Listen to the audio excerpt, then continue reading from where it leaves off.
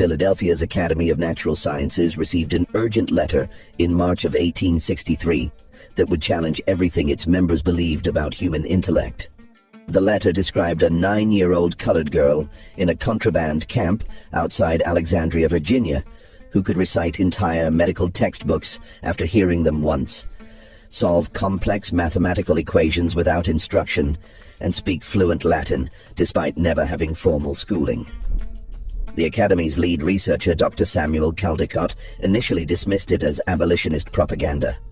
But when 3 separate military officials confirmed the account, adding that the girl had correctly diagnosed a camp physician's medication errors and saved 2 soldiers' lives, Caldecott became obsessed with proving this impossible. According to his private journals, discovered decades later in a sealed section of the Academy's archives, what he found in that camp would force him to destroy years of his own research and vanish from public life entirely. Before we continue with the story of Eliza Davis and the scientist who tried to explain her, I want to ask you something. If you're interested in true historical mysteries that challenge everything we think we know about the past, subscribe to this channel and tell me in the comments, what state or city are you listening from right now? I'm curious to know where our community of history lovers is based. Now let's discover what really happened in that spring of 1863.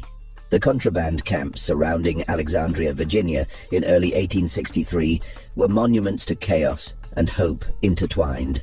Following President Lincoln's Emancipation Proclamation that January, thousands of formerly enslaved people flooded into Union-controlled territories, seeking protection behind federal lines.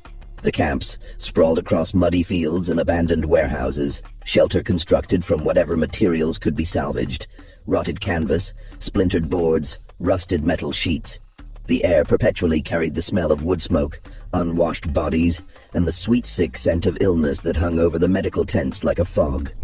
In one of these camps, designated simply as Camp Relief No. 7, a peculiar situation had developed that spring. The camp housed approximately 240 souls, most of them women and children whose men had either died, been sold away, or joined the colored troops regiments forming throughout Union territory. Among them was a girl named Eliza Davis, who had arrived 3 weeks earlier with a group of refugees from a tobacco plantation outside Richmond that had been burned during a Confederate retreat. Eliza was small for her 9 years, her frame thin in the way of children who had known hunger intimately. Her skin was dark as polished walnut, her hair kept in tight braids under a faded calico headscarf. She possessed the kind of face that might have been unremarkable in any other context. Large, watchful eyes, a small nose, lips that rarely smiled. But those eyes held something that made adults uncomfortable when they looked too long. They were eyes that absorbed everything, that seemed to be constantly calculating, measuring, recording. The first person to notice Eliza's peculiar abilities was Lieutenant James Carmichael, a young officer from Massachusetts assigned to camp administration. Carmichael had been tasked with conducting a census of the camp's inhabitants, recording names, approximate ages, origins, and any useful skills. It was tedious work, made more difficult by the fact that many of the refugees were illiterate and traumatized, their stories emerging in fragments and contradictions. When Carmichael called for Eliza Davis, the girl approached his makeshift desk with downcast eyes, as was expected. Her designated guardian, an older woman named Ruth, who had traveled with her from Richmond, stood protectively nearby. "Name?" Carmichael asked, his pen poised. "Eliza, sir." Her voice was barely above a whisper. "Family name?" "Davis, sir."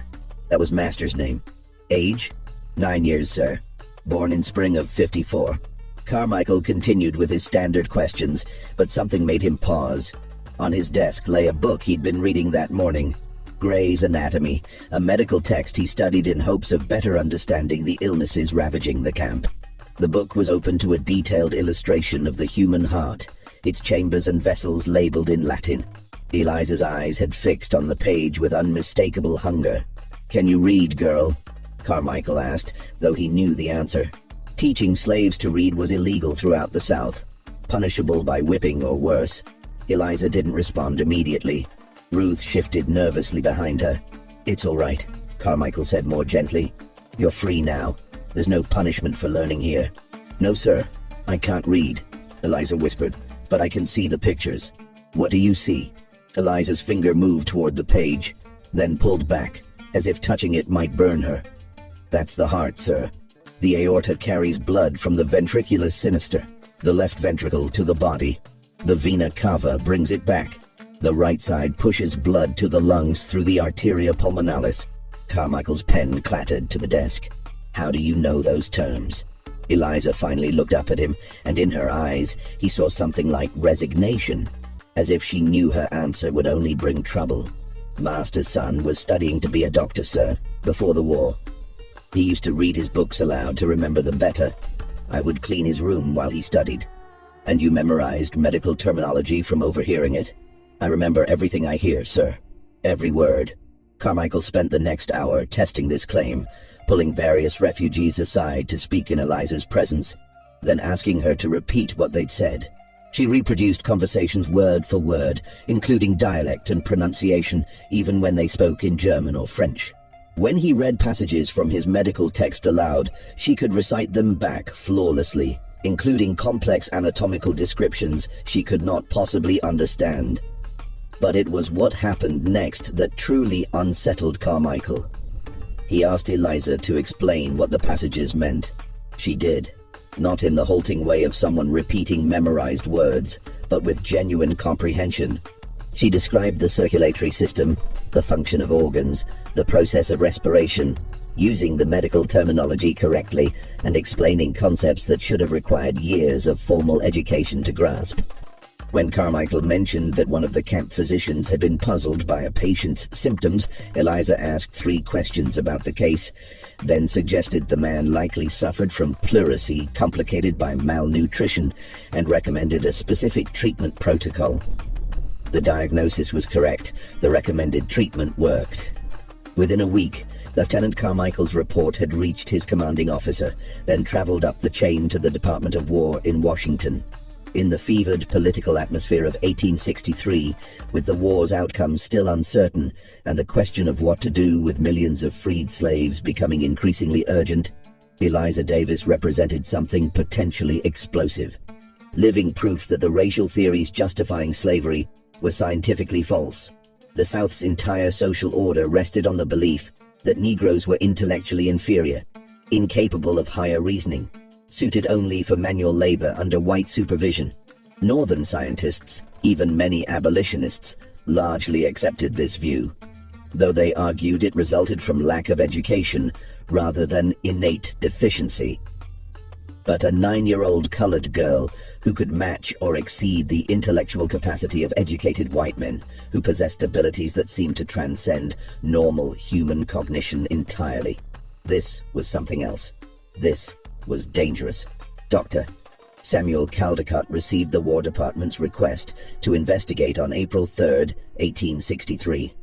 Caldecott was 47 years old, a respected member of Philadelphia's Academy of Natural Sciences, and one of America's leading practitioners of craniology, the study of skull measurements to determine intellectual capacity and racial characteristics. He had published extensively on the topic, his work frequently cited in defenses of slavery. His measurements proved that Negro skulls were smaller, particularly in the frontal regions associated with higher reasoning, and that their brain structures resembled those of apes more than white humans. The request came with unusual stipulations. Caldecott was to examine the girl in complete secrecy, share his findings only with specific military officials, and above all, prevent any public knowledge of the case. The War Department understood the implications. If abolitionists got hold of this story, it would become powerful propaganda. If Southern sympathizers learned of it, they would demand the girl's suppression by any means necessary. Caldecott departed for Alexandria on April 6th, bringing his instruments: calipers for skull measurement, scales for brain weight estimation, phrenological charts, intelligence assessment tools, and an extensive library of racial science texts. He also brought his assistant, a young medical student named William Driscoll, and a stenographer to record every detail of the examination. They arrived at Camp Relief No. 7 on a gray morning, when spring rain turned the camp's pathways into rivers of mud. The camp's medical officer, Dr. Marcus Lindley, met them with barely concealed skepticism. Lindley was a practical man who had seen too much suffering to have patience for scientific theory. "The girl is remarkable," Lindley told them as he led them to the tent where Eliza was kept under quiet observation. "I've tested her myself extensively. Her abilities are beyond anything in medical literature." "Everything has a rational explanation, Doctor," Caldecott replied. "I suspect we'll find this is a case of highly developed memory combined with mimicry. Some individuals of inferior races can be trained to perform complex tasks without truly understanding them, much like a parrot can speak without comprehension." Lindley's jaw tightened, but he said nothing. The tent serving as Eliza's quarters was small but clean, with a cot, a chair, and a small table. Eliza sat on the cot, her hands folded in her lap, wearing a simple gray dress that had been donated by a ladies' aid society. Ruth, her guardian, sat in the corner, watching the white men with the wariness of someone who knew exactly how dangerous such attention could be. Caldecott's first impression, recorded meticulously in his journal, was of the girl's unremarkable appearance. "Subject presents as typical Negro child of approximately 9 years, he wrote. "Small stature, likely due to malnutrition common to her race and former condition. Physical examination reveals no obvious abnormalities. Subject is compliant and quiet, exhibiting the docility expected of her kind." Then Eliza looked up at him, and Caldecott's pen paused. "Good morning, Doctor." "Caldecott," Eliza said softly. "Dr. Lindley mentioned you studied in Edinburgh under Robert Knox. I heard him read some of your papers. You believe Negro skull capacity averages approximately 5 cubic inches less than Caucasian skulls, primarily in the frontal region, which you associate with reasoning and moral sense." Caldecott stared at her. "How could you possibly know where I studied?" "Dr. Lindley told Lieutenant Carmichael yesterday afternoon, sir, at 2:47 in the afternoon specifically. You were speaking about the Knox controversy and his involvement in the Burke and Hare murders. The lieutenant asked if that troubled you, given Knox's contributions to anatomy. You said science must be separated from scandal. This was impossible, Doctor."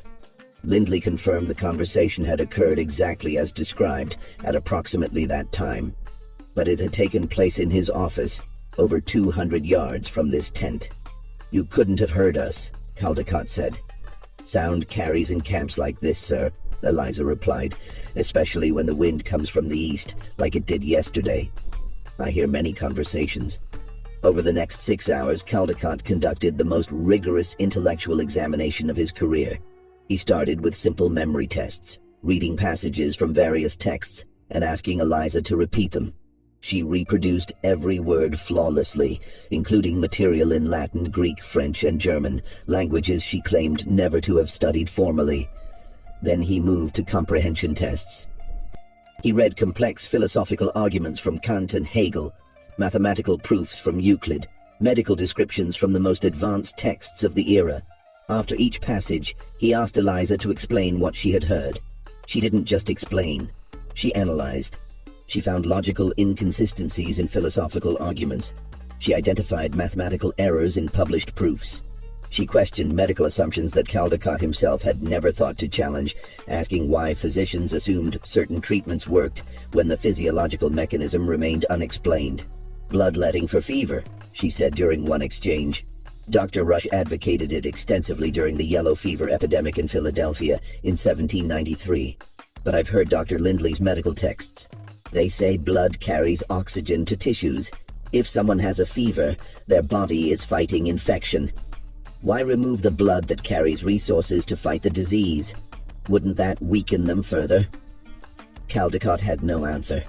The medical establishment still debated bloodletting's efficacy, but Eliza's question cut to a fundamental logical problem that most physicians ignored. As the examination continued, Caldecott's careful scientific detachment began to crack. He moved to arithmetic, complex calculations, algebra, geometric proofs. Eliza solved them instantly, often providing answers before he finished writing the problems. When he gave her a problem deliberately constructed with no solution, she identified the logical impossibility within seconds and explained why. "Try music," Dr. Lindley suggested. He had brought a violin. "Can you identify these notes, Eliza?" Lindley played a complex sequence: B flat, D, F sharp, A, C, E flat. Eliza said immediately, "That's from Mozart's Requiem, Confutatis Maledictus, bars 43 through 48. But you played the F sharp slightly flat, about a quarter tone." Lindley's hand trembled on the bow. "I've never played that piece where you could hear it. Master's daughter played piano, sir. She practiced Mozart's Requiem for her wedding. That was 2 years ago in the summer. She played it 47 times before the wedding. I remember all of them. 2 years ago." Caldecott's voice was sharp. "You can recall a musical sequence you heard once, 2 years ago?" "I remember everything, sir. Every sound, every word, every face. I can't forget even when I want to." The implications of this statement hung in the tent like smoke. To remember everything, every moment, every sensation, every piece of information ever encountered, without the merciful dulling of memory that protected human minds from being overwhelmed by the past. What would that be like? What kind of burden would that create? Caldecott spent the next 2 hours attempting to find the limits of Eliza's abilities. There appeared to be none. Her memory was perfect and permanent. Her comprehension was immediate. Her analytical capacity exceeded that of educated adults with decades of training. She could hold multiple complex ideas in her mind simultaneously and draw connections between disparate fields of knowledge that took specialists years to develop. By late afternoon, Caldecott's assistant, William Driscoll, was openly disturbed. "Sir, this is beyond anything in the literature. This isn't just intelligence. This is something else entirely." Caldecott's response was to begin the physical examination. If the girl's abilities couldn't be explained by intellectual inferiority, perhaps they could be explained by physical abnormality. He measured Eliza's skull with calipers, recording dimensions from every angle. He examined her head for unusual bumps or depressions according to phrenological principles. He tested her reflexes, her vision, her hearing. Everything was normal. Her skull measurements fell within typical ranges for her age and sex. There were no physical abnormalities to explain her capabilities. "Perhaps," Driscoll suggested quietly, "the theories are wrong." Caldecott whirled on him. "The theories are based on hundreds of measurements, thousands of observations, decades of scientific research. They cannot simply be wrong. But if this girl is an anomaly, an outlier. Every distribution has outliers, Driscoll. They don't invalidate the fundamental principles." Yet even as he said it, Caldecott knew he was lying to himself. He had spent his career building a scientific framework to prove Negro intellectual inferiority. That framework rested on the assumption that such inferiority was innate, biological, immutable. But here was a Negro child who had received no formal education, who had grown up in slavery's most brutal conditions, yet possessed cognitive abilities that exceeded anything Caldecott had ever encountered in any human being of any race. If she was possible, what else was possible? How many other enslaved people possessed hidden capabilities, suppressed by a system designed to prevent their development? How many potential scholars, scientists, artists, leaders had been crushed under slavery's weight? And if the theories about Negro intellectual inferiority were wrong, what did that say about the scientific legitimacy of slavery itself? These thoughts terrified Caldecott more than any ghost story ever could, because they threatened to demolish the intellectual edifice of his entire career. As evening fell, Dr. Lindley provided Caldecott and Driscoll with quarters in the camp's medical section. Caldecott couldn't sleep. He sat at a small desk, reviewing his notes by candlelight, trying to find some explanation that would preserve his theoretical framework. Around midnight, he heard something unusual. A voice, young and female, speaking Latin with perfect pronunciation. He followed the sound to the medical tent. Inside, Eliza stood beside a cot where a soldier lay in the delirium of severe infection. "Doctor." Lindley was there as well, along with 2 exhausted orderlies. The soldier had been injured 3 days earlier, his leg wound, festering despite treatment. He was expected to die by morning. "The drainage is purulent and foul-smelling," Eliza was saying in English now, her voice clinically detached. That indicates anaerobic infection. The texts describe it. Clostridium perfringens, though they don't know the name yet. It produces gas in the tissue. You can feel crepitus here. She gestured to the soldier's leg. The tissue is dying. Gangrene. We know it's gangrene, Lindley said wearily. We're preparing to amputate in the morning. You'll be too late. The infection is spreading to his bloodstream. You can see the red lines. She pointed to barely visible streaks extending up the soldier's thigh. That's lymphangitis. The infection is moving toward his torso. By morning it will be systemic. Amputation won't save him. Then he's going to die, Lindley said flatly. Maybe not. Eliza moved to a cabinet of medical supplies. I heard you reading about carbolic acid 2 weeks ago from Joseph Lister's paper. He proposes it as an antiseptic. You have some here, don't you? Lindley stared at her. Lister's work is controversial. Most surgeons reject it. And yes, I have a small quantity, but I've never used it. Use it now. Clean the wound with diluted carbolic solution. Remove all the dead tissue. You have to debride aggressively, even if it means cutting deep. Then pack the wound with carbolic dressing. It might kill the infection before it reaches his heart. That's insane, one of the orderlies muttered. The carbolic will cause terrible pain. He's already dying, Eliza said simply. This gives him a chance. Dr. Lindley looked at Caldecott, who had been watching from the tent's entrance. What do you think, Doctor? Caldecott wanted to say no. He wanted to dismiss the girl's suggestion as dangerous, as the presumption of an ignorant child playing with concepts she couldn't understand. But he had watched her all day. He had tested her relentlessly, and he knew, with a certainty that made him physically ill, that she understood the medical situation better than anyone else in that tent. Try it, he heard himself say. The next 2 hours were brutal. They cleaned the soldier's wound with carbolic solution while he screamed against the leather strap between his teeth. They cut away dead tissue, going deeper than conventional wisdom suggested, following Eliza's instructions. They packed the wound with carbolic-soaked bandages and waited. By dawn, the soldier's fever had broken. The red lines had stopped advancing. He was weak, delirious with pain, but alive. Over the next week, his wound would begin to heal. He would lose some muscle tissue in his leg, but keep the limb. He would survive. Eliza had saved his life with knowledge that the medical establishment wouldn't widely accept for another decade. That morning, Caldecott wrote a preliminary report to the War Department. His hand shook as he formed the words. Subject demonstrates cognitive capabilities that exceed current scientific understanding. Memory appears to be eidetic and comprehensive. Comprehension and analytical reasoning operate at a level inconsistent with subject's age, education, and racial category. Physical examination reveals no abnormalities that would account for these abilities. Further study is required to determine... He paused. To determine what? Whether his entire scientific career had been built on false premises, whether the racial theories justifying slavery were elaborate lies that brilliant men had convinced themselves to believe. Sir? Driscoll stood in the doorway. The War Department has sent additional instructions. The new orders were brief and chilling. Continue examination. Determine extent of subject's abilities. Identify limitations. Assess potential applications. Maintain absolute secrecy. Do not allow subject to interact with anyone not specifically authorized.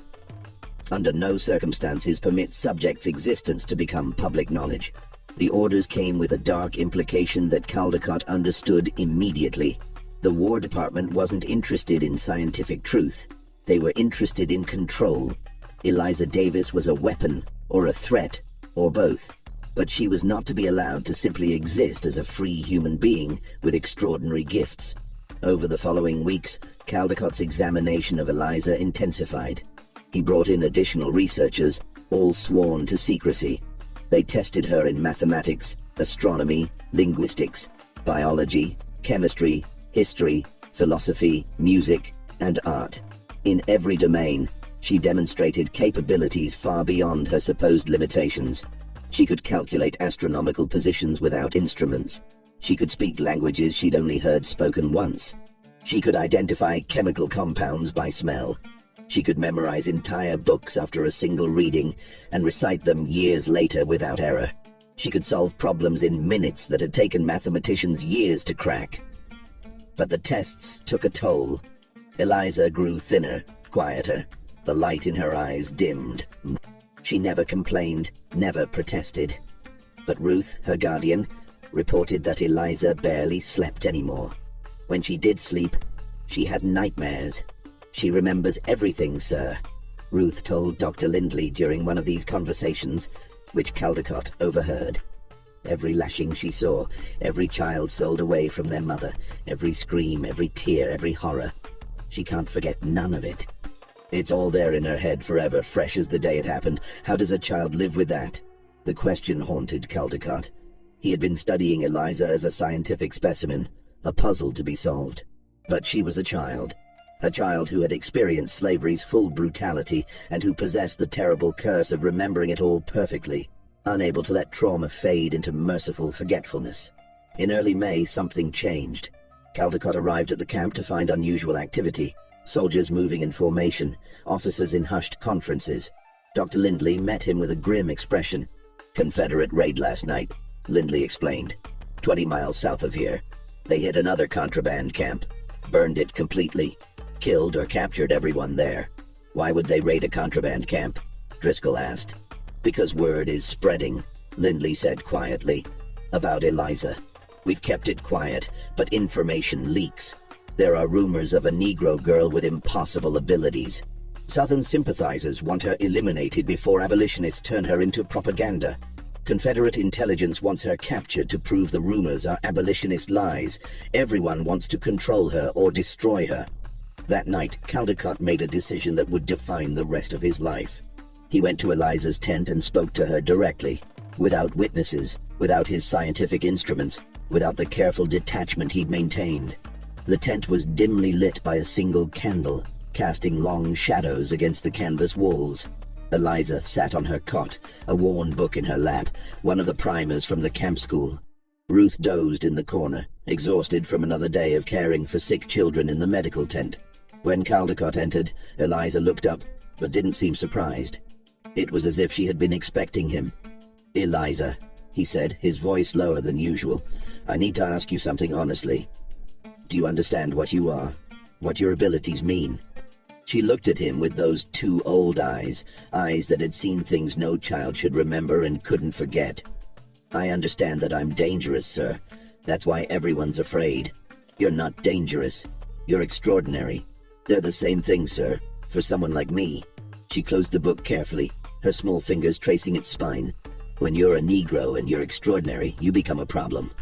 Either you prove something people don't want to believe, or you become something they want to own and control. I learned that on the plantation. Master's son had a hunting dog once, a pointer that was smarter than any dog he'd ever seen. Could track anything, understand complex commands, almost seemed to think like a person. One day, a visiting planter offered a fortune for that dog. Master's son refused.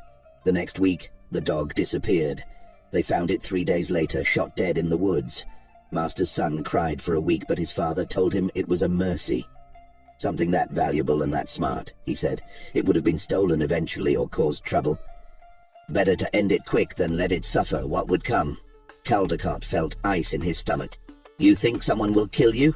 I think someone will try to use me until I break, or they'll kill me to keep others from using me. Either way, I don't get to just be Eliza." She paused, then added quietly, "Dr. Lindley told me about the raids, about camps being burned. He didn't say it was because of me, but I know. I hear things. People whisper about the Negro girl who knows too much. Some think I'm blessed by God. Others think I'm unnatural. The Confederates think I'm abolitionist propaganda. The Union thinks I'm a political complication. Nobody thinks I'm just a child who wants to live. What do you want, Eliza? If you could have anything, what would it be?" For the first time since he'd met her, Eliza's carefully controlled expression cracked. Tears filled her eyes but didn't fall, as if even crying was something she had learned to suppress. "I want to forget, sir. Just for one day. I want to forget everything I've seen and heard and felt. I want to be a regular child who doesn't remember her mother's face when Master sold her. Who doesn't remember exactly what she said. Be good, baby girl. Be good, and maybe we see each other in heaven. or the sound of the chains, or the way she tried not to cry because crying made Master angry and he'd beat her. I don't want to remember the night Master's overseer came to the quarters and took Jenny, who was only 14. And I heard everything through the walls, and I remember her crying and his laughing, and I can never ever forget it, even though I want to, even though I pray every night to forget just that one thing. Her voice had risen slightly, and Ruth stirred in the corner. Eliza immediately quieted, glancing at her guardian with concern. When she continued, her voice was barely a whisper. I remember every person I ever saw whipped, every child sold, every woman who disappeared into Master's house at night and came out different. I remember the exact words of the auctioneer when they sold my baby brother.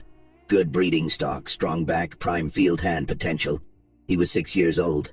I remember the man who bought him saying, he'll last maybe 15 years if I work him right, then I'll breed him and get my investment back.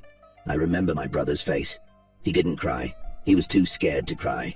And I remember everything, Dr. Caldecott. Every single moment of horror, and I can't forget any of it. That's what my gift really is. Perfect memory of every nightmare I've ever lived. Caldecott felt something break inside him. All his life he had pursued scientific truth with clinical detachment. He had measured skulls and recorded data, and built theories about racial hierarchies, all while maintaining the comfortable distance of academic inquiry. But sitting across from this child, hearing her describe the unbearable weight of memory, he understood something that no amount of scientific study had taught him. The human cost of the system he had spent years trying to justify. I can't give you forgetting, he said finally. Nobody can. I know, sir. Nobody can. But I can do something else. I can make sure you're not treated as a specimen anymore. That you're allowed to be a child as much as possible. That your abilities are yours, not something for others to exploit. Can you really do that, sir? There was something heartbreaking in the way she asked. Not hope exactly, but a desperate wish to believe that someone with power might actually help her rather than use her. Caldecott wasn't sure he could, but watching this brilliant, damaged child who carried the weight of perfect memory, he knew he had to try. Yes, I'll find a way. What about your research, sir? Your theories? What about them? If you help me hide, you can't publish what you found. You'll have to lie in your report. Your colleagues will think you failed. Your reputation... My reputation is built on measuring skulls to prove that people like you are inferior. Caldecott interrupted, surprising himself with the bitterness in his voice. Meeting you has taught me that my entire career is built on a foundation of lies we told ourselves to justify slavery. Maybe I deserve to lose that reputation. Eliza studied him with those ancient eyes. You could publish the truth about me and become famous. You'd prove that Negroes can be just as intelligent as white people, maybe more. You'd help the abolition cause, and destroy you in the process. The moment I publish, you become the most famous Negro in America. Every scientist will want to study you. Every politician will want to use you as evidence for their position. Southern sympathizers will want you dead. Abolitionists will want you as a symbol. You'll never have privacy or peace or the chance to be anything except a specimen and a symbol. Is that what you want?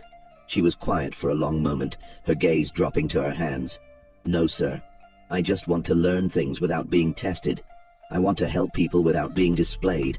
I want to be Eliza without everyone needing me to represent all Negro people everywhere.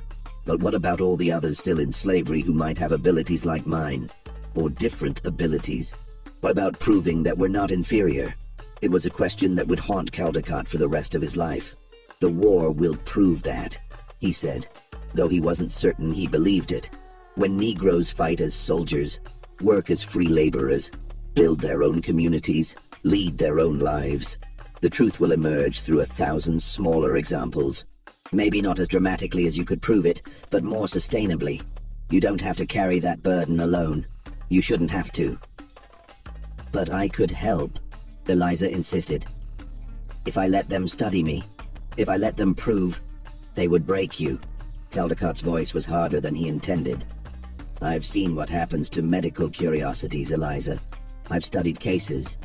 There was a boy in Boston 10 years ago who could calculate faster than any adult. A mathematical prodigy. Scholars studied him constantly, testing him, pushing him, writing papers about him. By the time he was 15, he had suffered a complete mental collapse. He spent the rest of his life in an asylum, unable to perform even simple arithmetic. The constant examination, the pressure to perform, the lack of any normal childhood, it destroyed him. And he was white, from a good family, protected by wealth and social position. What do you think they would do to you? A Negro girl with no legal protection, no family with influence, no resources. No.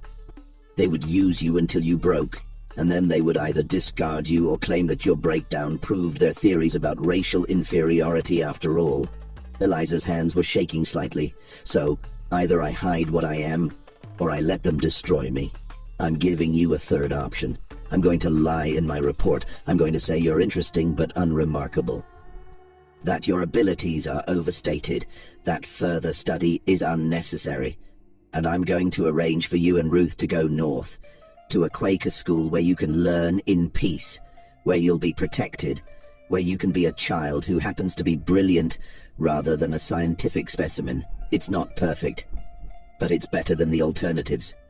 And if they come looking for me anyway, then we'll hide you again, change your name, move you somewhere else, keep you safe.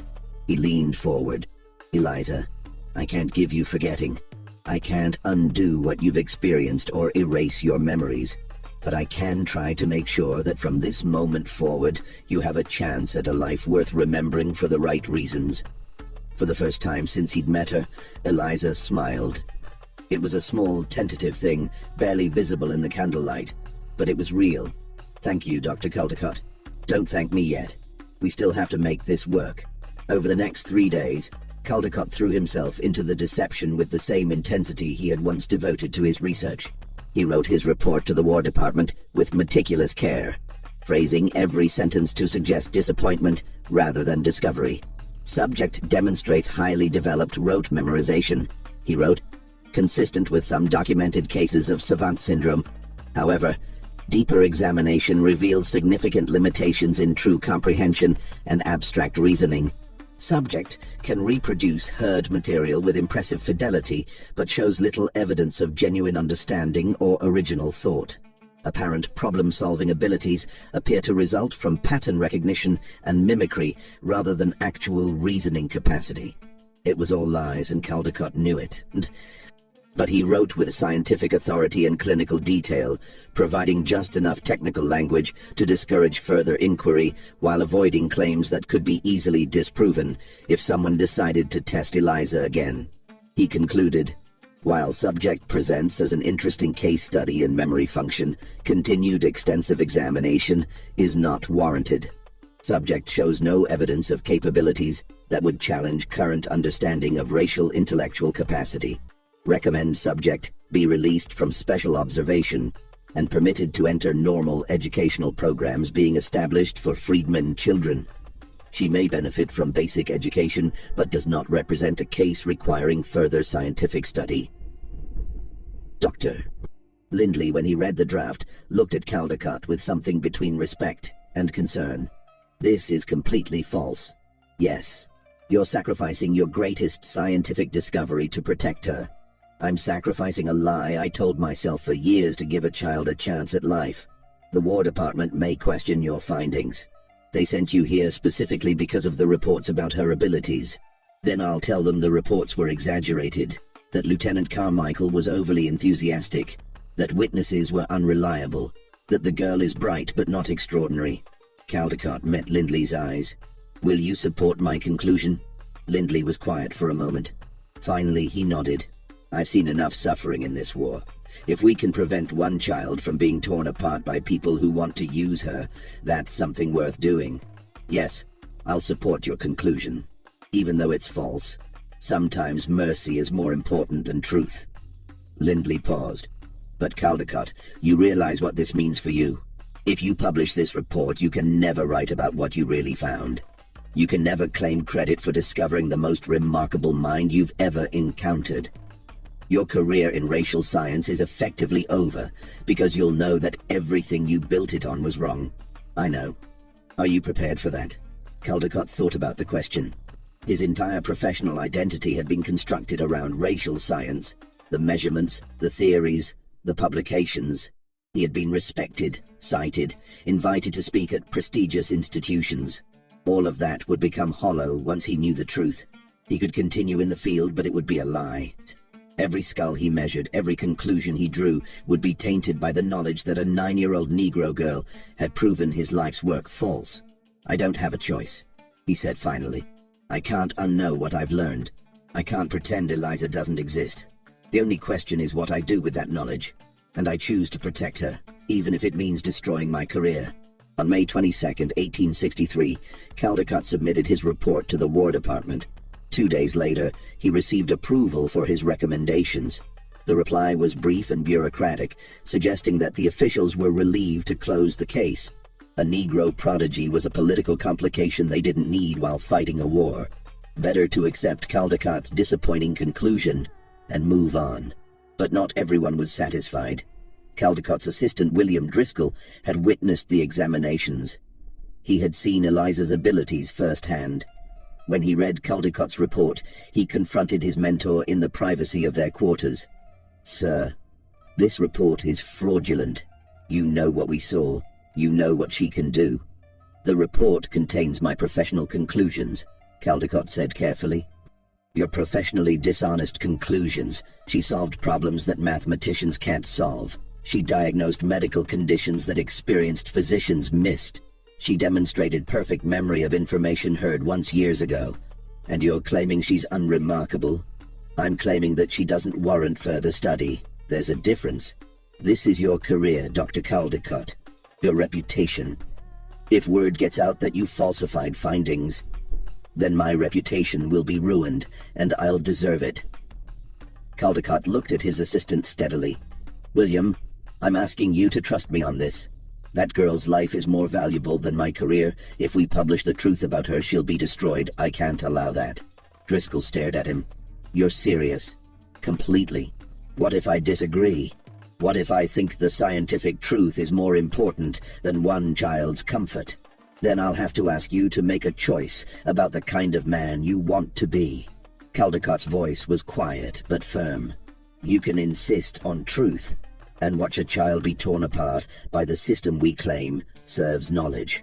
Or you can accept that sometimes protecting the vulnerable is more important than satisfying curiosity.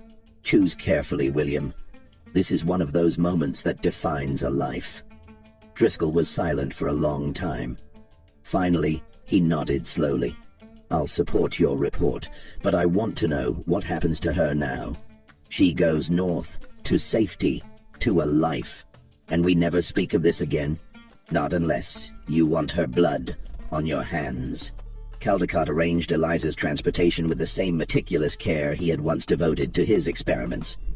He contacted a Quaker community in Pennsylvania, known for its commitment to freedmen's education and abolitionist principles. He provided funding from his personal savings, enough to ensure Eliza's education and Ruth's support for years. He wrote letters of introduction to colleagues he trusted, abolitionists whose commitment to human dignity exceeded their curiosity about unusual cases. And he gave Eliza one final gift, a new identity. She would travel north as Sarah Mitchell, orphaned daughter of free Negroes from Maryland. The paperwork was forged but expertly done, purchased through channels that Caldecott preferred not to examine too closely. In the chaos of wartime displacement, one more freed child with ambiguous origins would raise no questions. The last time Caldecott saw Eliza was on the morning of May 24, 1863, as she and Ruth boarded a wagon that would take them to a railway station, then north to Pennsylvania. Eliza wore a new frock, plain gray wool, appropriate for a freedman's child, and carried a small carpet bag containing her few possessions. Ruth sat beside her, protective and anxious. The wagon driver was a free Negro man who worked for the Quakers, trusted and discreet. Eliza looked like any other freed child heading toward an uncertain but hopeful future. But when she looked at Caldecott, he saw that same ancient awareness in her eyes. "Dr. Caldecott," she said before climbing into the wagon, "thank you for lying in your report." He started. "How did you—" "I read it, sir. When you left it on the desk while you spoke with Dr. Lindley 3 days ago, I remember every word. You wrote that I was unremarkable, that I couldn't truly understand what I memorized, that my abilities were overstated. You know that's false. Yes. Why did you lie? Caldecott struggled to find words adequate to the moment. Because I realized that scientific truth isn't always the same as human good. Because you deserve a life, not a laboratory.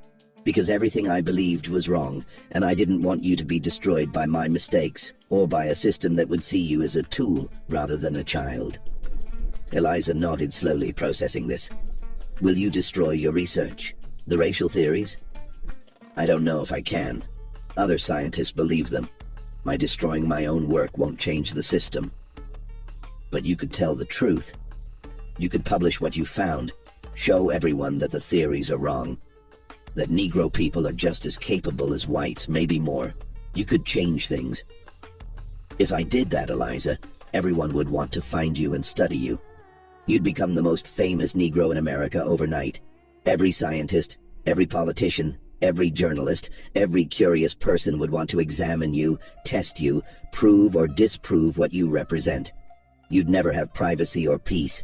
Your entire life would become about being the Negro prodigy, about representing your race, about satisfying other people's need to understand you. Is that what you want? She was quiet for a long moment, her gaze dropping to the muddy ground. Finally, she shook her head.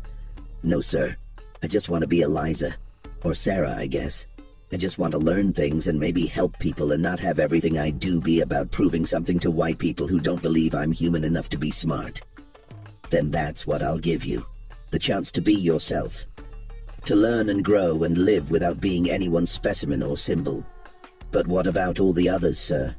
The ones still in slavery who might have abilities like mine, or different abilities. What about proving that Negro people aren't inferior so the system changes? It was the question that would haunt Caldecott for the rest of his life. The knowledge that his protection of one child might come at the cost of larger truth. That his merciful lie might perpetuate the scientific falsehoods justifying slavery. The war will prove that, he said, trying to believe his own words. When Negroes fight as soldiers, work as free laborers, build their own communities, lead their own lives, when thousands and thousands of freed people demonstrate their capabilities, the truth will emerge through lived reality, not through examining one exceptional child. It won't be as dramatic as you could prove it, it won't happen as fast, but it will be more sustainable, more undeniable. You don't have to carry that burden alone, you shouldn't have to. You really believe that? I have to believe it. Because the alternative is sacrificing you for a cause, and I won't do that. You're not a symbol, or a tool, or a piece of evidence. You're Eliza. You're a child.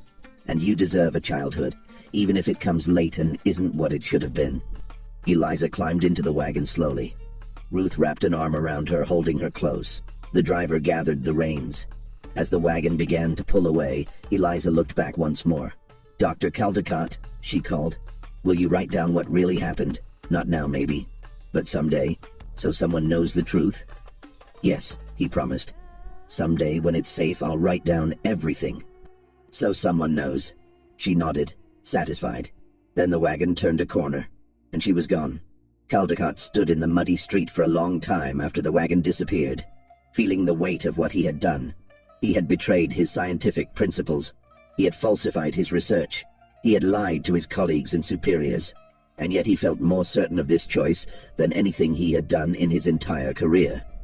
He returned to Philadelphia 2 days later. His colleagues welcomed him back, curious about his findings in Virginia. He presented his disappointing conclusions with appropriate scientific detachment, an interesting case that ultimately revealed nothing exceptional. Some seemed skeptical, but none questioned him directly. Dr. Samuel Caldecott was too respected, too established, to be doubted on his professional judgment. But Caldecott himself was changed. He could no longer look at his research, his publications, his carefully measured skulls without seeing Eliza's face.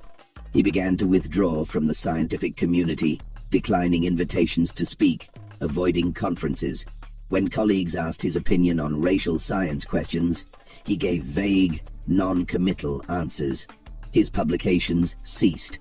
By 1865, he had quietly resigned from the Academy of Natural Sciences, citing health concerns that were not entirely fabricated. The stress of his double life, maintaining his reputation while knowing it was built on lies, was taking a physical toll. He moved to a small town in upstate New York and never practiced science again. But he continued to follow Eliza's progress through carefully coded letters from his Quaker contacts. And then, in March of 1865, the letters stopped. The first indication that something was wrong came on March 22nd, when Caldecott received a brief, unsigned note delivered by a traveling minister. The message was cryptic. "The bird has flown from the nest. Searching." Caldecott's blood ran cold. The Quakers used such language to protect their correspondence about fugitive slaves and freedmen under threat. "The bird has flown" meant Eliza was missing. He departed for Pennsylvania the next morning, traveling by rail through a landscape still scarred by war. The Confederacy was collapsing. Lee would surrender to Grant in just 3 weeks, but chaos reigned throughout the border states. Deserters, refugees, disbanded military units, and criminal opportunists moved freely through regions where civil authority had broken down. The Quaker school sat on the outskirts of a small town called Redstone, about 40 miles west of Philadelphia. It was a modest 2-story building that had once been a farmhouse, now converted to house and educate approximately 30 freed children. When Caldecott arrived, he found the community in a state of subdued panic. Hannah Pembroke, the school's director, was a stern woman in her 50s with iron-gray hair and eyes that had witnessed too much suffering to be easily shocked. But when she spoke to Caldecott in the privacy of her office, her hands trembled slightly. "Sarah, we knew her as Sarah Mitchell, disappeared on the evening of March 17th, she said. Ruth reported her missing when she didn't return for evening prayers. Sarah had been in the library reading as usual. Ruth said she left her there at approximately 6 o'clock. When she returned at 7, Sarah was gone. The library door stood open. Her book lay on the floor, pages bent. There were signs of some disturbance, a chair overturned, papers scattered, but no blood. No obvious violence. Did anyone see anything?" Caldecott asked, his voice tight. Several children reported seeing a carriage in the road near the school that afternoon, black lacquer, pulled by 2 horses. The driver wore a long coat and kept his face covered. One child said she saw 2 men in dark clothing walking near our property line around 5 o'clock. But we often have visitors, and the children didn't think much of it at the time. "Have you contacted local authorities?" Hannah's expression turned bitter. "Yes." The constable came, asked a few questions, wrote in his notebook. Then he told us that freed Negro children run away all the time, that she probably went looking for family or got lured away by promises of work. He said there was nothing to investigate. When I insisted there had been signs of struggle, he asked if anything valuable was stolen.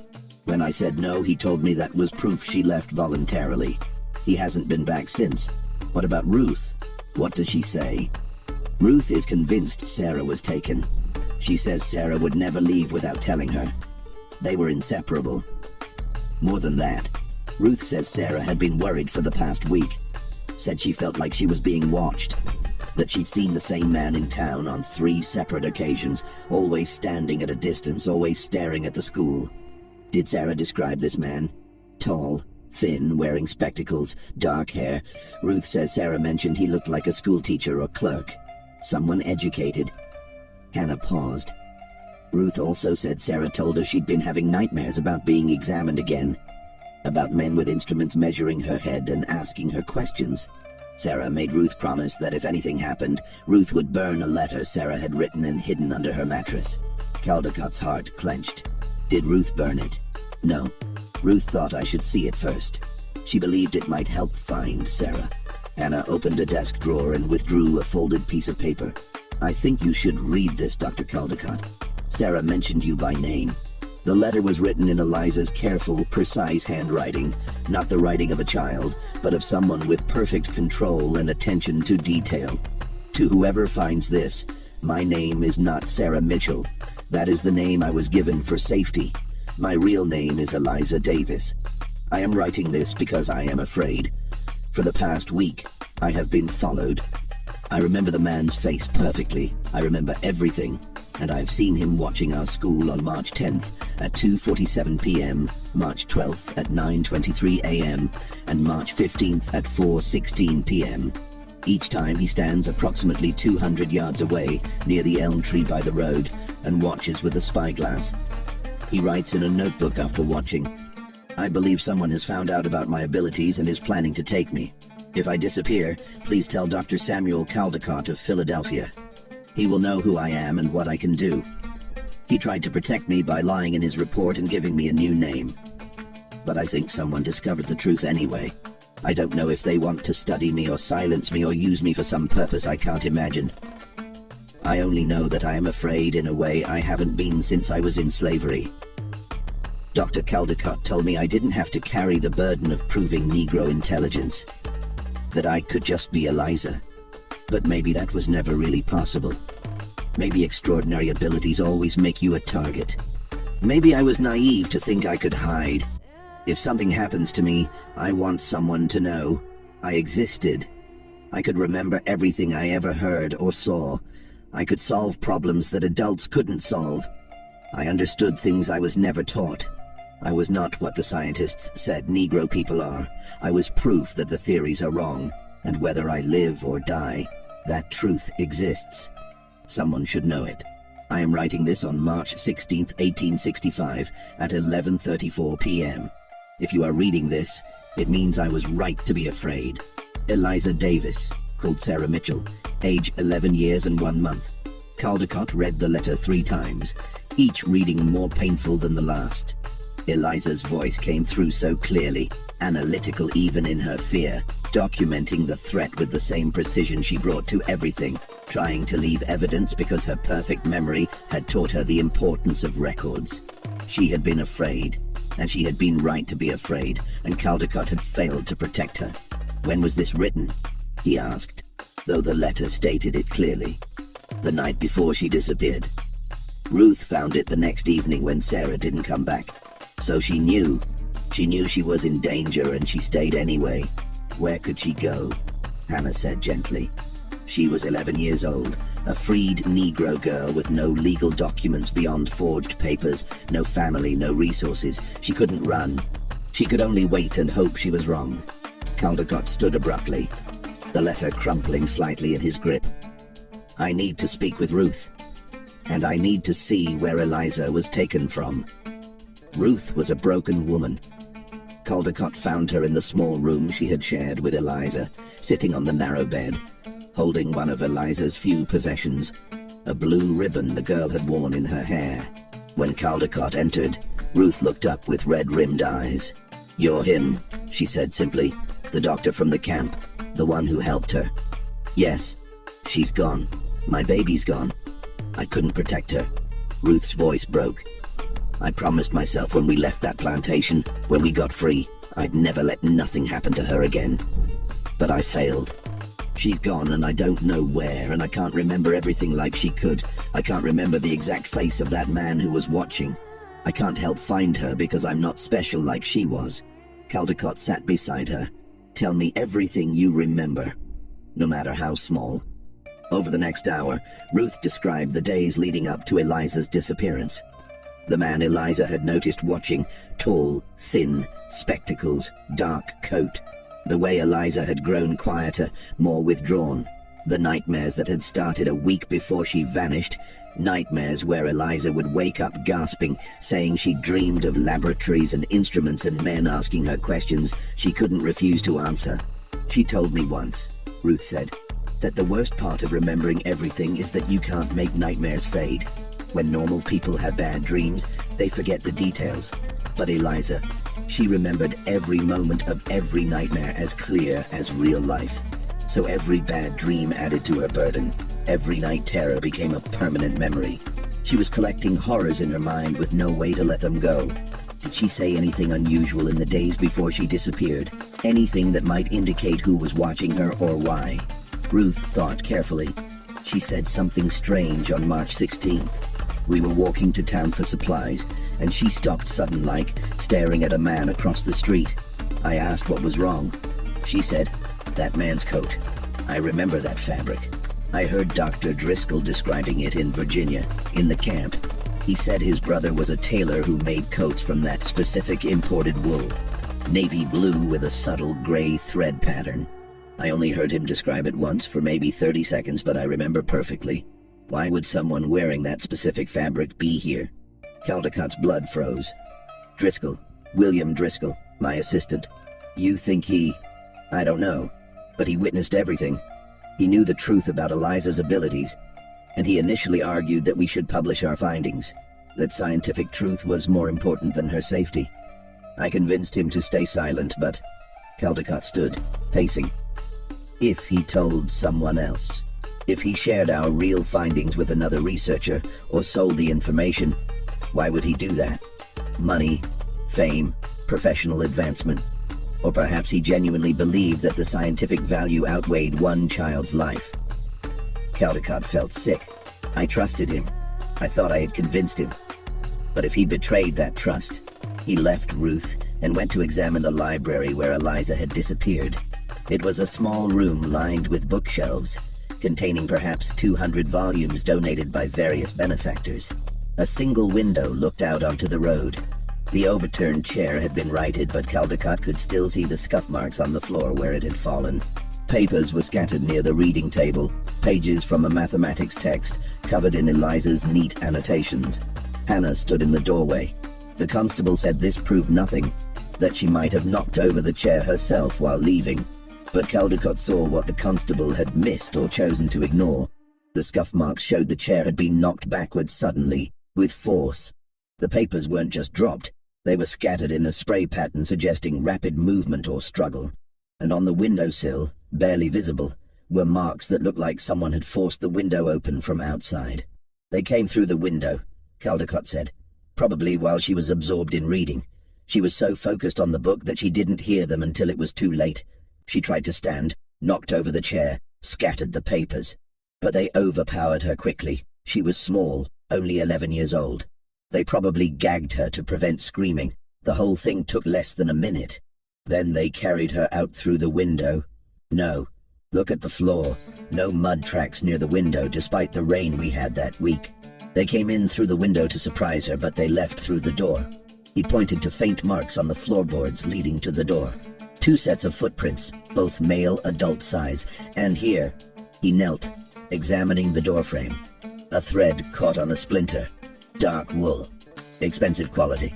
Hannah's face was pale. So this was planned. Professional. Yes, this wasn't random. This was an operation to capture a specific target. Over the next 3 days, Caldicott conducted his own investigation with an intensity bordering on obsession. He hired a private investigator, a former Pinkerton agent named Marcus Webb, who specialized in finding missing persons. He offered a substantial reward for information. He wrote to every contact he had in the medical and scientific communities, carefully probing whether anyone had heard rumors about a Negro prodigy, whether anyone had seen unusual recruitment efforts or strange research proposals. And he confronted William Driscoll. He found his former assistant in Philadelphia, working at Pennsylvania Hospital as a junior physician. When Caldicott appeared in his office unannounced, Driscoll's face showed first surprise, then something that might have been guilt. Dr. Caldicott, I wasn't expecting... Where is she? Caldicott's voice was cold, controlled fury. I don't know what you... Don't lie to me, William. Eliza Davis, the girl from Virginia. She disappeared from her school in Pennsylvania on March 17th. The same day, a man wearing an expensive wool coat was seen watching her. A coat made from fabric I heard you describe once. So I'll ask again. Where is she? Driscoll's face drained of color. He closed his office door quickly. Keep your voice down. Tell me what you did. I didn't do anything. I kept my promise. I never published our findings. I never told anyone the truth about her abilities. Then why was someone wearing your brother's tailored coat watching her?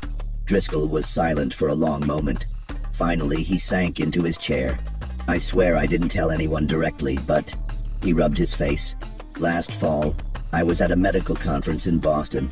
I'd been drinking. Another researcher was discussing racial intelligence theories, citing your work. I got angry. I said, God help me, I said that the theories were wrong.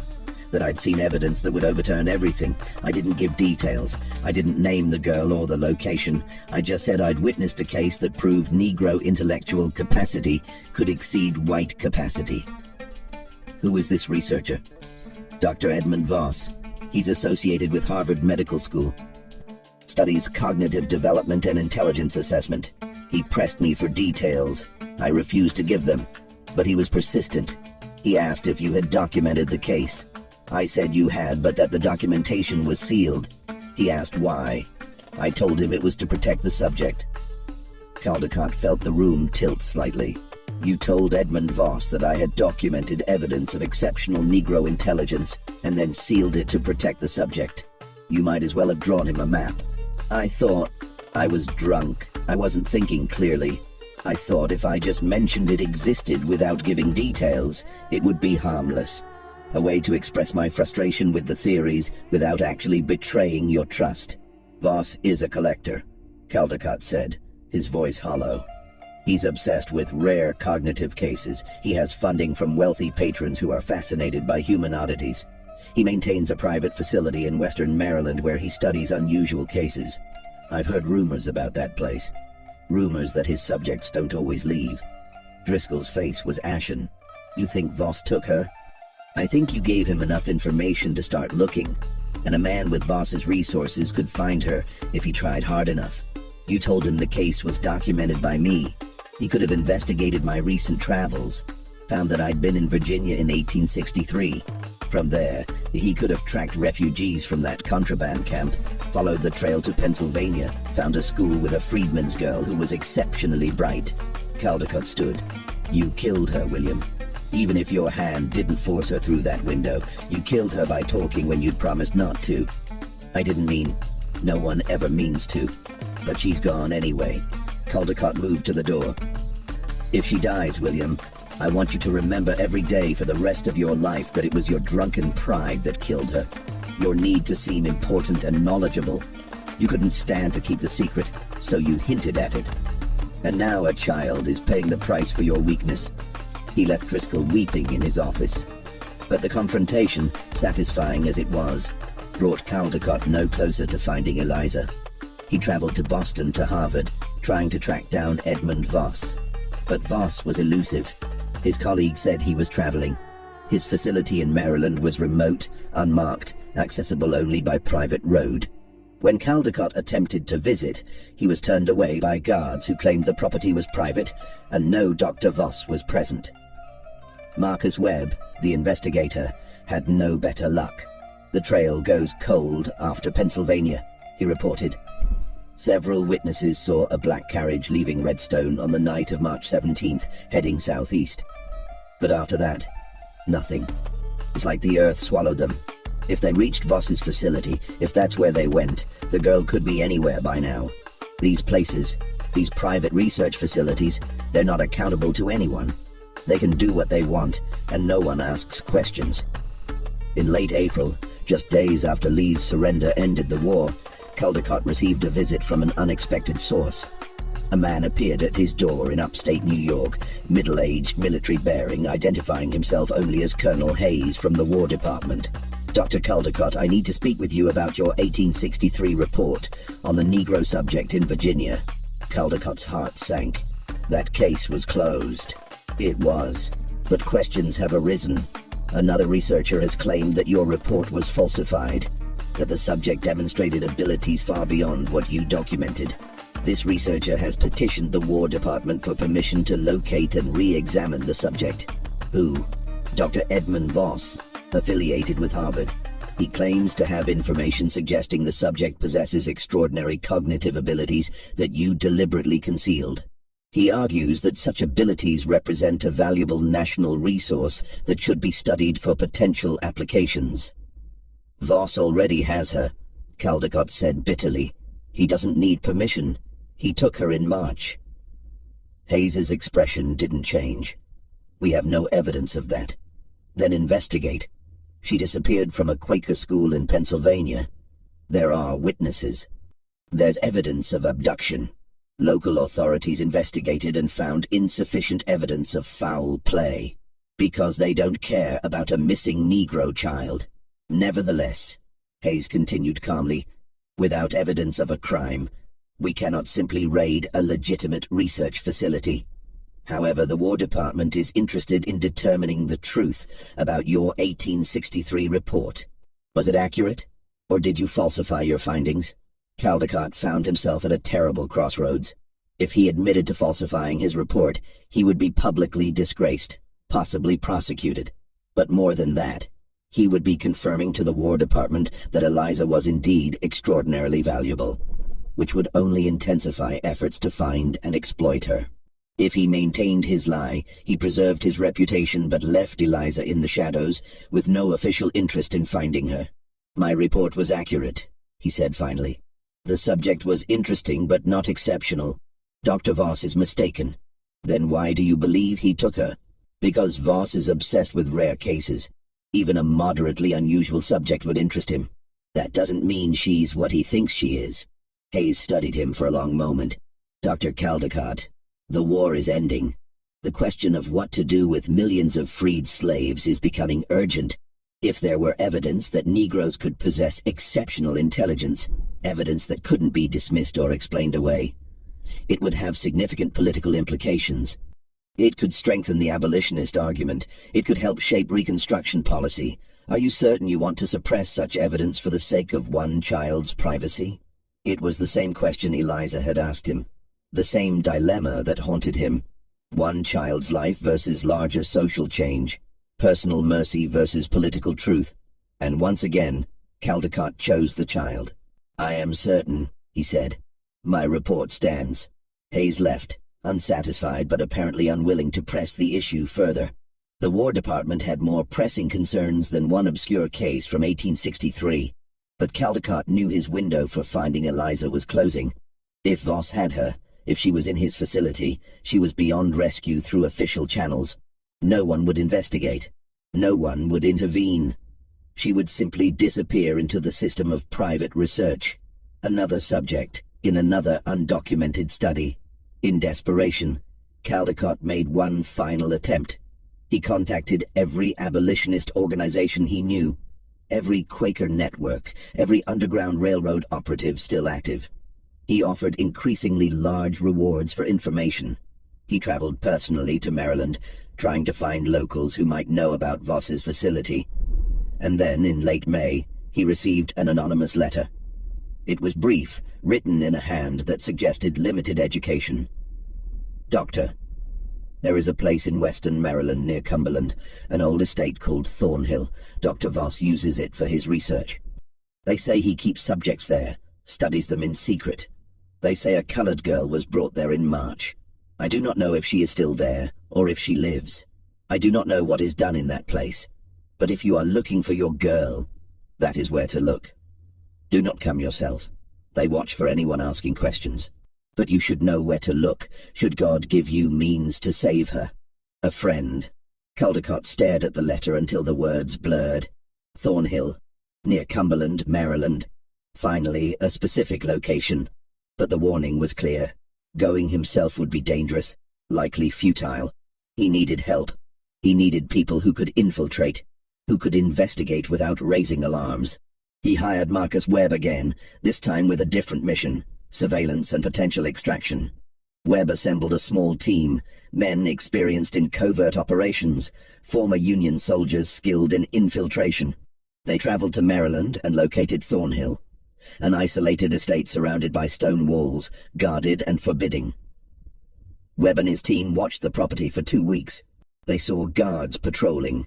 They saw supply wagons delivering goods. They saw Dr. Voss himself arrive and depart twice. And they saw, through a third-floor window, a small dark-skinned figure moving occasionally past the glass. Someone's up there, Webb reported when he returned in mid-June. Can't confirm it's your girl, but there's someone young, someone small being held in that room. The window has bars. The door is locked from outside. It's definitely a captive, not staff or family. Can you extract her? Webb hesitated. Possibly, but it would be dangerous. The guards are armed. We'd be breaking into private property, potentially committing kidnapping ourselves if we're wrong about who's in that room. And if things go wrong, if there's violence, if someone gets killed, you'd be implicated, you'd lose everything. I've already lost everything that matters, Caldecott said. Can you do it or not? We can try. No guarantees. The extraction was planned for June 23, 1865. Webb and his team would infiltrate the estate at night, reach the third floor, extract the captive, and retreat before alarms could be raised. Caldecott waited in a safe house 10 miles away, pacing in agony, imagining every possible disaster. Just before dawn on June 24th, Webb returned. Alone. We got in, he said wearily. Reached the third floor, found the room. But Doctor... He paused. The room was empty, recently vacated. There was a cot, a desk, medical equipment, charts on the walls documenting observations, cognitive tests, memory assessments, physical examinations, hundreds of pages of notes, all dated from late March through June 20th, 3 days ago. Was she there? Was it Eliza? The notes don't use her name, just Subject E. But the abilities described match what you told me. Perfect memory, extraordinary analytical capacity. The notes detail extensive testing, some of it... Webb's jaw tightened. Some of it wasn't kind, but she was alive as of 3 days ago. Then where is she now? The notes end abruptly. The final entry says, Subject shows signs of severe psychological deterioration. Memory remains perfect but emotional stability declining. Nightmares increasing in frequency and intensity. Subject now experiencing difficulty distinguishing memories from present reality. Recommendation: terminate study and relocate subject to appropriate facility.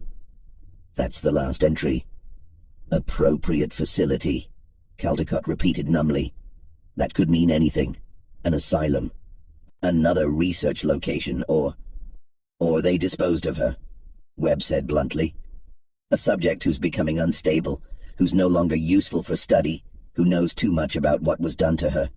That's a liability. Did you find anything else? Any indication where they took her? Nothing. The room was cleaned out thoroughly, but I took the notes, all of them. You should read them. They document everything that was done to her. Every test, every measurement, every... He couldn't continue. Caldecott spent the next week reading through Voss's notes. They were meticulous, clinical, and horrifying in their detachment. Voss had tested Eliza relentlessly, pushing the boundaries of her abilities. He had deprived her of sleep to see if memory formation would be affected. He had subjected her to painful stimuli to test memory of trauma. He had given her impossible problems to solve, recorded her failures alongside her successes, documented her emotional responses with the same clinical precision he used for her cognitive performance. And through it all, threaded through the scientific language, Caldecott could see Eliza breaking. Early entries noted her compliance and resilience. Later entries mentioned resistance, tears, refusal to cooperate. Still later, subject displays increasing dissociation, states she cannot distinguish which memories are from her enslavement, which from the Virginia camp, and which from current captivity. All exist with equal immediacy in her consciousness. Subject reports that past traumas feel as present and real as current experiences. Psychological burden of perfect memory, becoming unsustainable. The final entries were worst of all. Voss noted that Eliza had stopped speaking except to answer direct questions, that she rocked herself at night, that she seemed to be retreating into her own mind, overwhelmed by the accumulation of remembered horrors. And then the abrupt termination. Study ended. Subject relocated. Where? Voss's notes didn't say. Caldecott tried to find him, but Voss had vanished from public life. His position at Harvard was quietly terminated. His facility at Thornhill was sold to new owners who claimed no knowledge of its previous use. The man simply disappeared, taking his records and his secrets with him. In July, Caldecott received one more piece of information. A letter, this time from a Union officer stationed in Maryland during the war's final months. The officer was dying of tuberculosis and wanted to clear his conscience before meeting his judgment. I was part of a special unit, the officer wrote. We handled sensitive cases for the War Department. In late March 1865, we received orders to locate and transport a Negro girl who posed a national security risk. We were not told specifics. just that she needed to be secured and transferred to a facility in Maryland for evaluation. We located her at a school in Pennsylvania on March 17th. We extracted her quietly. We were professionals. It was clean and quick. No real violence, though she struggled briefly. We delivered her to the facility as ordered. I believed at the time that she would be studied and released, that this was a matter of wartime security. But afterward I learned the truth. The facility was not government-run. It was a private research institution. The girl was not a security threat. She was a scientific curiosity that someone in the War Department had agreed to provide to a researcher for study. We were unwitting participants in a kidnapping disguised as official business. The letter continued. I have since learned that the girl was held at that facility for 3 months. I do not know what was done to her there, but I know that in late June she was transferred again. One of my former unit members was hired for additional transport. He told me, years later when he was drunk, that they moved a colored girl from Maryland to a federal asylum in Washington. He said she was in bad condition, malnourished, nonverbal, unresponsive. He said the paperwork classified her as a freed slave suffering from severe mental disorder, no family, no legal identity. He said they delivered her to the asylum, and that was the end of it. When I asked what asylum, he said St. Elizabeth's. When I asked if he knew what happened to her after that, he said asylums like that don't keep good records on charity patients. They overflow with damaged souls from the war. One more lost Negro girl without family would simply disappear into the system. The letter ended. I am writing to you, Dr. Caldecott, because your name appeared in some of the documentation I saw in 1865. You examined her originally. You tried to protect her with a false report. Your lie was discovered by someone who saw value in her abilities. I believe she was taken because of what you found. And I believe she was destroyed because you could not protect her. I cannot undo my part in this. I can only tell you the truth before I die, so that someone knows. If she is still alive in that asylum, she has been there nearly 8 years, lost in a system that does not care about her. If she is dead, she died alone and forgotten. Either way, I helped put her there. God forgive me. The letter was signed by Thomas Hendricks, Captain, late of the 7th Maryland Infantry, dated September 3rd, 1873. Caldecott traveled to Washington immediately. St. Elizabeth's Hospital for the Insane was a sprawling federal facility housing hundreds of patients, many of them war casualties, soldiers broken by battle, refugees traumatized by displacement, former slaves unable to adjust to freedom's harsh realities. The records were chaotic, incomplete, often non-existent for charity patients. He spent weeks searching through admission records, patient registries, death certificates. He bribed orderlies for access to restricted areas. He walked through wards full of vacant-eyed patients, looking for a young Negro woman who might be Eliza, now 19 years old if she had survived. He never found her. There were dozens of young Negro women in the asylum, many admitted around the right time with vague diagnoses: melancholia, mania, derangement, hysteria. None of the records listed the kind of specific abilities that would identify Eliza. None of the patients he was allowed to see demonstrated any recognition when he spoke to them. Either Eliza was not there, or she was so far gone that she could no longer respond, or she was in some restricted section he couldn't access, or she had died and been buried in the asylum's unmarked cemetery where hundreds of unclaimed patients lay in anonymous graves. In October 1873, Caldecott gave up his search. He returned to upstate New York a broken man. He had failed Eliza in every possible way. Failed to protect her from discovery, failed to prevent her abduction, failed to rescue her from captivity, failed even to determine whether she lived or died. He destroyed all his research on racial science. Not just the notes on Eliza, but everything. His measurements, his theories, his publications.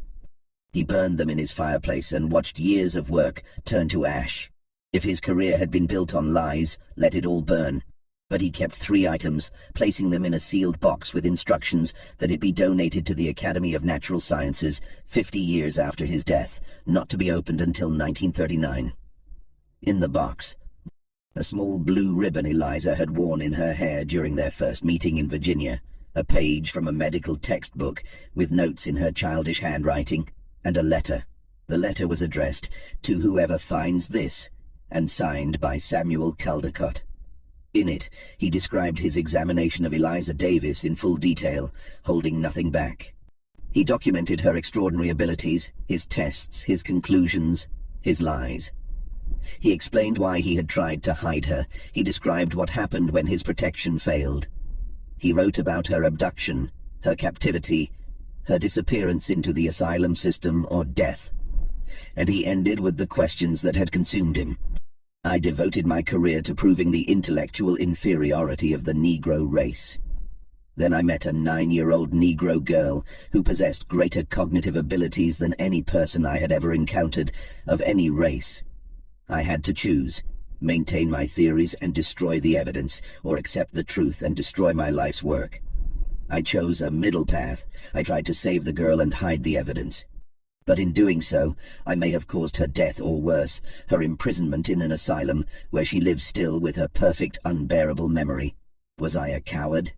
Should I have told the truth, published my findings, let Eliza become famous and studied and burdened with representing her entire race? Or was I right to try to give her a chance at a normal life? I don't know. I will die not knowing. I leave this question to you, whoever reads this in whatever future you inhabit. What should I have done? What was the right choice?